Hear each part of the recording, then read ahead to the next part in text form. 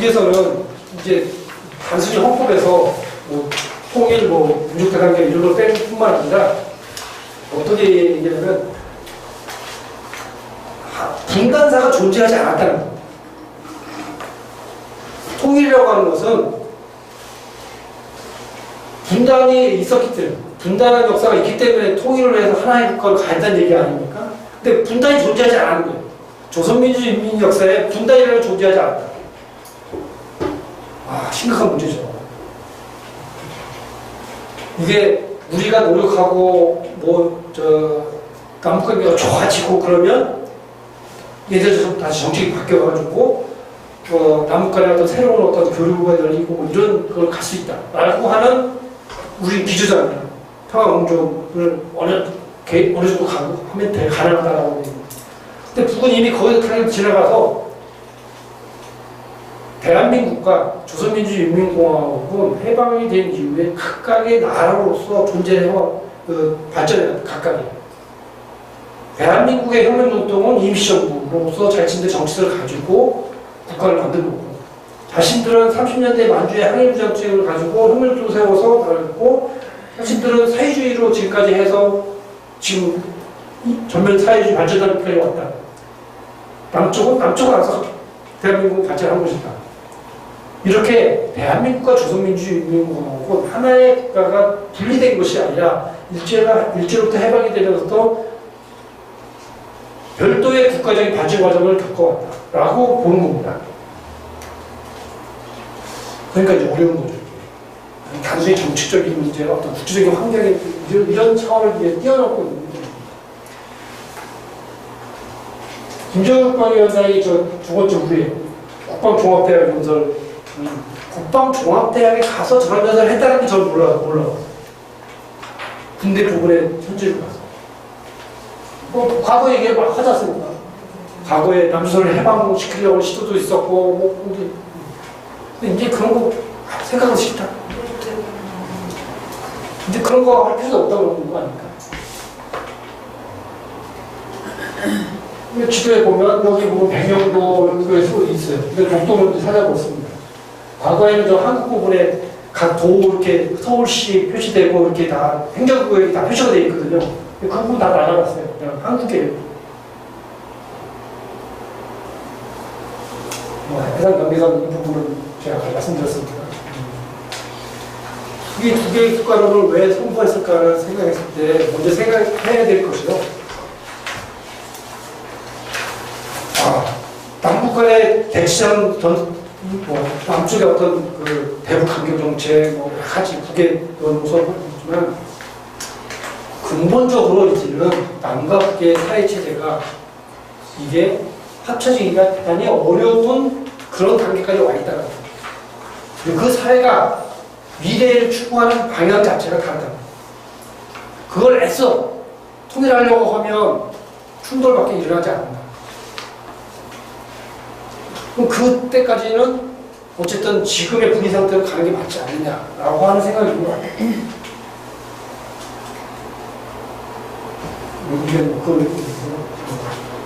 북에서 연방제 통일이 나오고 북의 통일 방안이 막 바뀌고 있는 것이 남과 북의 국제관계에 따라서 바뀌고 있지만 그 밑에는 저변에는 뭐가 있냐면 남과 북의 사회적인 차이가 벌어지면서 계속 단계론적으로 바뀌죠.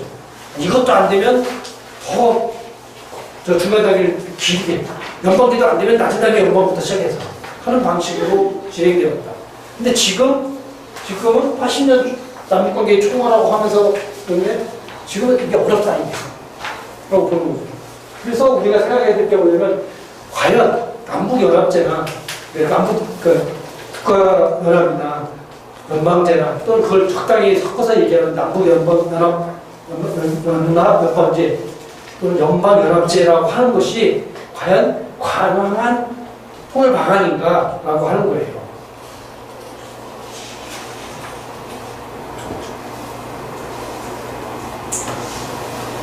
근데 저거밖에 없잖아요. 지금 북한에는 다 가능했는데 누구나 때문에 안 되는 거 아닙니까? 제가 좀 전에 말씀드렸잖아요. 미국이 없다 할지라도 지금 남과 북의 사회체제, 사회생활 기본적인 가치관이 80년이 지나면서 없어졌다는 거죠. 결국 우리가 연방제라고 하는 부분들을 다시 저는 이제 좀 연구를 하고 해야 된다고 생각을 합니다.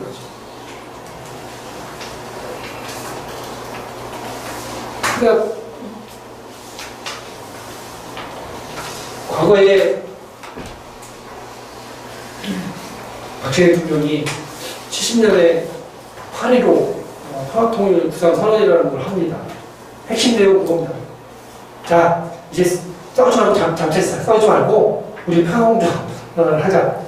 그리고 누가 더 인민을 정치적으로 잘 살게 하는지 경쟁을 해보자. 이거예요. 물론 그거보다 더 전향적인 원래 더 전향적이었습니다. 그런데 국방부, 법무부에서 한줄같이 반대했습니다.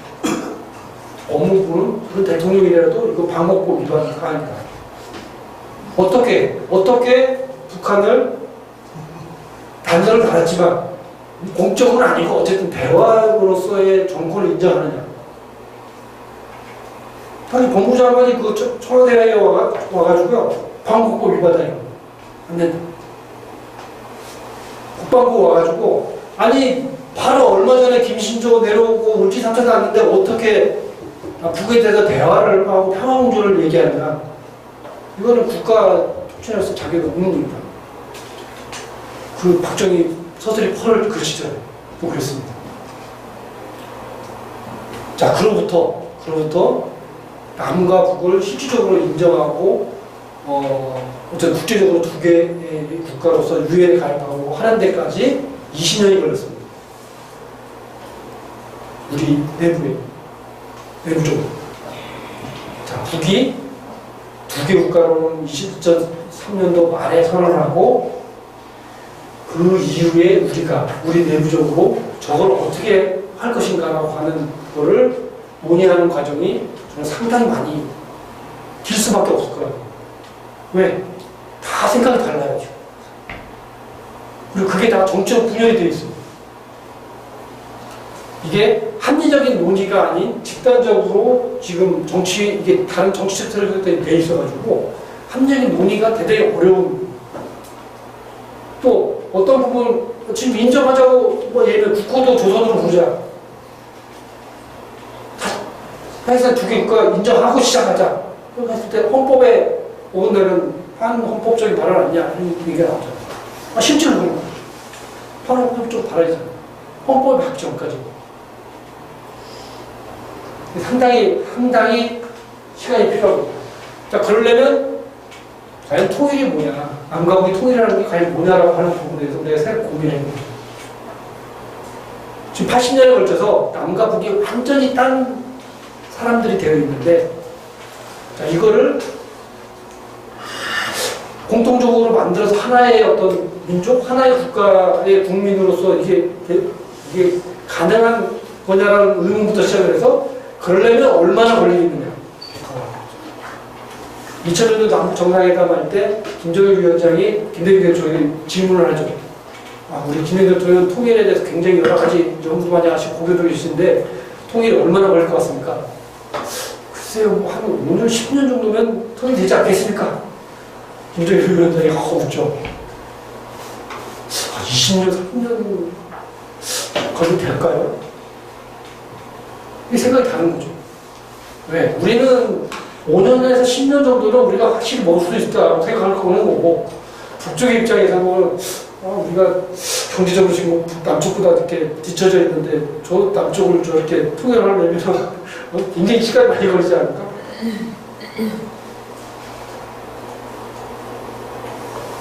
지금의 입장에서는 그러면 어떻게 됩니까? 한민족 공동체 통일 방안 바꾸기 쉽지 않습니다. 우리 한국 지금 헌법적으로. 근데 그런 통일 방안으로 보면 절대 안 받을 거예요, 지금. 국가에는 북에서 이제 어림도 없다. 과거에 임동원 장관이라는 사람들이 1999년, 2000년도에 가가지고 북에 얼마나 설득을 해서, 당신들이 얘기하는 연합제와, 연방제와 우리가 얘기하는 이 연합제라고 하는 것이 이런 걸 그래서 공통점이 있다고 하는 게 합의사항으로 들어갈 정도의 노력을 했는데 이제는 그런 단계 지났다고. 북미 간의 평화협정이 되면 남북 간의 통일이 됩니까? 미국 나가면 될까요? 쉽지 않습니다. 이미 이 2030 세대는 이미 거기다 훨씬 많이 가 있습니다.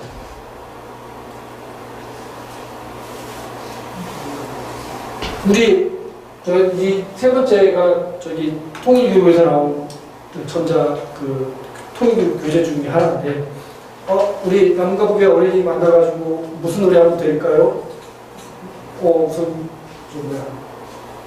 윷놀이하고 씨름하고. 도대체 윷놀이 하는 애들이 어디 있습니까? 저 양로원에 할아버지 할머니가 평양 양로원에 할머니들이 윷놀이 하는 거 나오지. 애들은 어디가 있습니까? 요즘 그렇게 잘 나가는 애들 다 어디가 있습니까? 오래 따라가 있지. 근데 그 오락으로 통일되면 그게 통일입니까?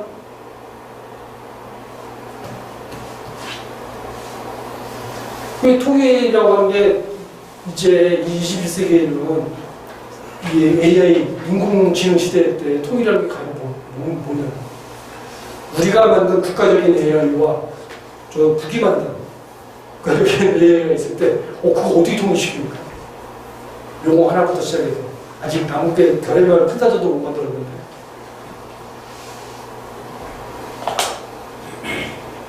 제가 드리는 말씀은 하지 말자는 얘기가 아니라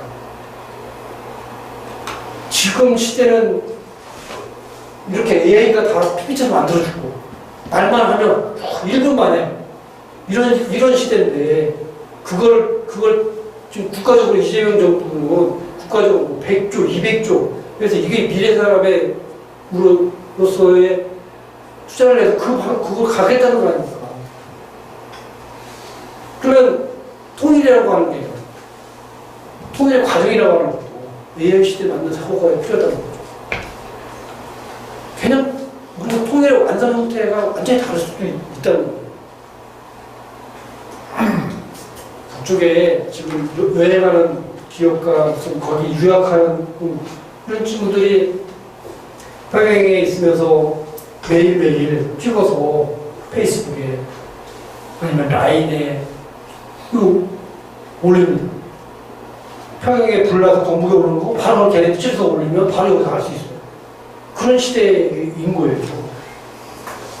저렇게 외국인들이 고량 타고 가서 평양에 가서 하고 있는데 저게 1년에 이제 평양을 가는 사람들이 50만 넘고 100만을 넘는 그런 시대가 올 거라는 거죠. 시진핑 간 내용 중에 합의한 내용 중에 핵심적인 부분 중에 하나가 그거 아닙니까? 그리고 두 번째 사진처럼 저렇게 두만강하고 저거 중국에서 나가서 동해로 나가기 위해서 저거 북에서 양해를 해달라는 거 아닙니까? 그 북이 뭘 요구했겠습니까? 최소한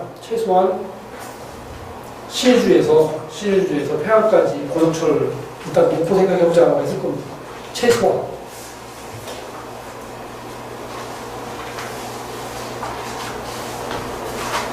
그 다음 거는 노란 표지판에 있는 게 그 자가용입니다. 북에서. 김일성 종합대학 정문절부 들어가는 거기 주차되어 있는 차 중에 자가용이 왜 이렇게 많아요? 화성거리에 화성 불거기에 그 앞에 주차되어 있는 차에 자가용이 있다는 걸 알겠어요. 자가용이 원래 돈 좀 있는 사람들이 쓰니까 좋은 이렇게 하는 거. 대학에 왜 이렇게. 제가 본 것 중에 제일 있던 게 지금 이제 10,000단이 넘어서 1503번. 20,000대까지는 무난히 가지 않을까. 그리고 앞으로 남북관계라고 하는 부분을 사고할 때는 옛날에 우리 민족끼리 막 이렇게 할 때는 저는 반대했어요. 국제적인 접근. 근데 지금 국제적인 접근밖에 없다. 그러니까 두만강 하구 개발을 위한 광역 두만강 국제 개발 계획의 부활이라고 합니다. 왜 실제적으로 중국이 1대1로의 연장선으로 예산도 있고 투자를 할 수 있는 여력이 있으니까. 또 지금에 있어서 과연 남북 고속철이라고 하는 부분을 저 남북이 합의한다 할지라도 우리가 할 수 있느냐 쉽지 않다는 거. 이명박 정부 때 이명박 대통령의 책상 위에 남북 서해안 고속도로 연결하는 한 푼도 안 돼요. 한 푼도 우리 돈이 세금이 안 들어가면서 그 만들 수 있는 구상이 딱 책상에 올라가 있었어요.